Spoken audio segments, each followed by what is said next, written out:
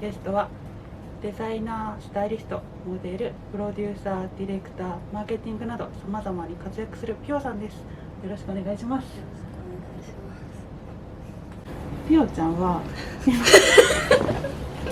じゃん、そんぐらいラフ。ピオちゃん今さ、デザイナーとかさ、スタイリストとかいろいろ活躍してると思うんだけど、デザイナーってもう服全部作ってるの今、最近、3ヶ月前、ブランドをローンチして、最近なんだ。めっちゃ最近で、それが人生の夢だからできて本当に嬉しい。夢だったの？いつぐらいから？10年前ぐらいから。そんなに？それで、なんかファッション大好きで日本に来たから。あ、それが日本に来た理由だったんだ。ちなみにさ、前ってどこに住んでたの？前はアメリカ、ずっと生まれ育ちそこで、高校卒業したら、日本に来た。あっちでさ、日本のファッションにさ出会ったきっかけって何だったの？なんか小さい時、なんか祖父母から雑誌とかもらって、日本のファッションで、なんか全然アメリカで見るファッションと違くて好きになっちゃって、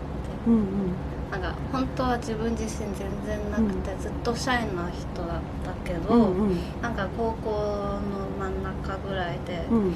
いや言葉使わなくてもファッションで表現できるからと思ってファッション好きになった。そうなんだ。その時さ、その高校とか中学校とかアメリカの学校行ってた時に、どういうファッションが多かったの？周りに、そう。いや本当に普通って言ったら悪いけど、なんかみんなジーパンと T シャツの感じだったね。自分もジーパン嫌いでもう最初からちょっと変だったけど、その上になんか原宿ファッションとか好きになって、自分だけ学校に全部ロリータで行った感じ、ロリータファッションで学校行ってたの？そう、なんかお医者さんの学校だしめっちゃ目立ってた、周りの反応とかどういう感じだった？最初はなんかみんなびっくりした。本当に一番恥ずかしい子で、なんか全然話さない子が急になんかローリーターで学校来てるなんかいろんなでも悪い経験はなかったけど、いい経験の方が覚えてる。なんか一緒に、学校の中で一緒に写真撮ってもいいかとか聞かれたとか、嬉しかった。嬉しいよね。周りのさ人はやっぱ日本のファッションとかってあんま知らない人の方が多いよね。全然いなかった。なんか学校の、高校の時学校の中で私だけが日本人だったと思う。他の日本人いなかった。全然？じゃああっちにいる時ってさ、日本語は喋ってたの？なんか家で親とか、なんか他のちょっと遠いけど、日本人もいた。いたんだ。でもなんか年齢近くなかったからあんまり遊ぶ機会なかったから、ほぼあんまり日本語喋ってなかった。今さ結構もう日本語うまいじゃん。ありがとう。それってさ、どうやって学んだの？いや、なんか日本引っ越しした時、慶応大学行ってて。慶応？詐欺です。本当に。詐欺とは言わない。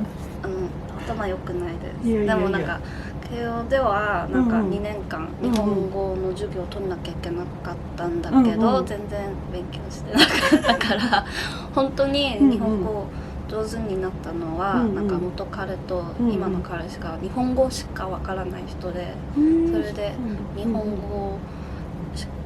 で会話できるようになっちゃった。じゃあそのさ、前付き合ってた方と今の方は、英語はもう喋ろうっていう感じではなくて、ピオちゃんのためにもう日本語しか使わないとか？ほぼ英語わからない人、なんか普通の日本人で、なんか優しくしてくれた、なんか簡単な言葉とか使ってくれるとかはしてくれるけど、なんか英語習うって言うけど、全然習わないしでもそのおかげで日本語会話できるようになったから、そうだね、もしかしたらピアちゃんのために習わなかったのかもしれないしねもしかしたらね分かんない慶応に入ったって言ってたけどさ、さっき日本のファッションが好きで、じゃあ日本に来ちゃおうってなった時に、じゃあお父さんお母さんとかには慶応に行くよっていうので来たの？いや、なんか本当に高校卒業する時期全然大学行くなんかモチベーションなくて、なんかファッションしたいけど、どうやってファッションに入るかもう分かんなくて、でも日本のファッションが好きで、それでじゃあお母さんが日本行けばって言って、でも日本でなんかサポートしてくれるなら大学入んないとって言われたから、なんか適当に英語ある大学になんか入る、出願書かな多分、それ入るため、なんかだから慶応とか早稲田とか東大とか、全然知らなくて、なんか本当に有名な学校しか知らなくて、それでその3個に送って、慶応から一番早く連絡来たから、日本行きたいからじゃあ慶応行くわみたいな感じですごいな、適当に日本にそうやって来ちゃったそれってさ、試験ってどうやって受けたの？試験はなんかアメリカ用ので大丈夫だったから、アメリカの SAT のスコアを送ってとか、リサーチペーパー書いてとか、面接ビデオ自分で撮って送るとかで、いろんなことして入った、じゃあそれで慶応の学校側から合格ですって言われて、じゃあ日本に行きましょうっていうのは正式に決まって、日本に来る時って寂しくなかった？めっちゃ寂しかった。もう1年ぐらい全然友達、近い友達なくて、なんか知り合いとかは作るけど、友達作るのは時間かかるじゃん、だからなんか毎日寝る時泣いて寝てた。なんか日本に引っ越ししたのはなんかダメだったかなとか後悔してた。日本に来た時ってさ、一人で住んでたの？その時は祖父母と住んでて、でもなんか別に全然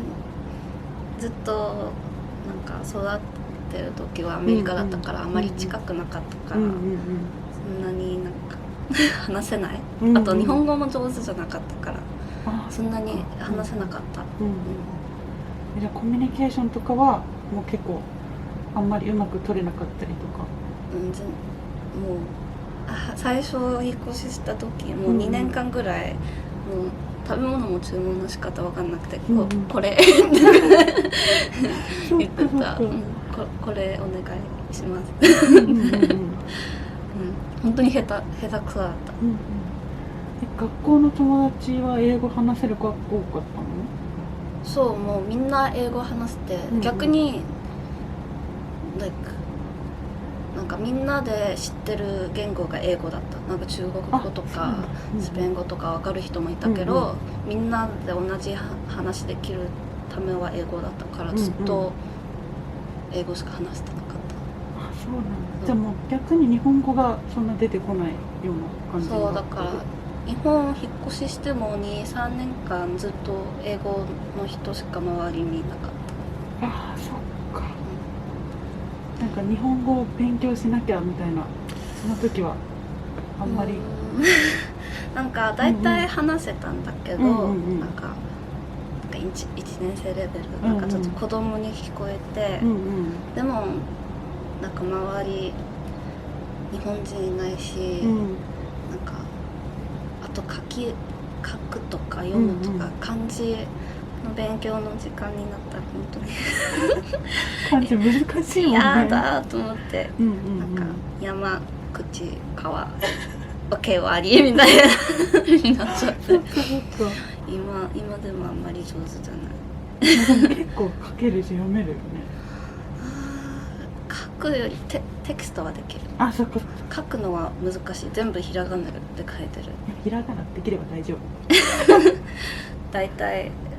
なんか手紙とか書くならひらがなで全然思いが伝われば平気。そうだよね。伝わったみたいな。伝わったら大丈夫。そう、大丈夫大丈夫。皆さんご視聴ありがとうございました。チャンネル登録、高評価、よかったらコメントもお願いします。ここたわは動画にはないオフショットなどを投稿したインスタグラムもやっておりますので、こちらもチェックしてみてください。さて、次回の動画もひよちゃんについていろいろお聞きしました。お楽しみに。